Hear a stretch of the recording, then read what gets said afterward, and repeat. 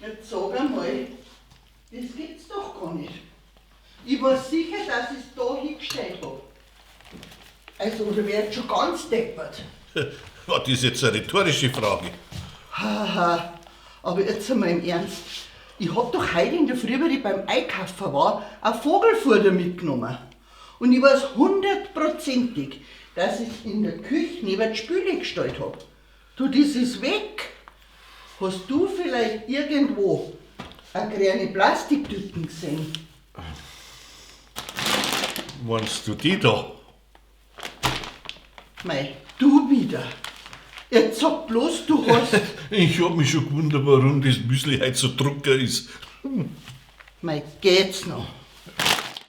Nicht einmal die Fegel von Gundererner fressen. Du Kasperlkopf, du. Siehst du, das wirkt schon.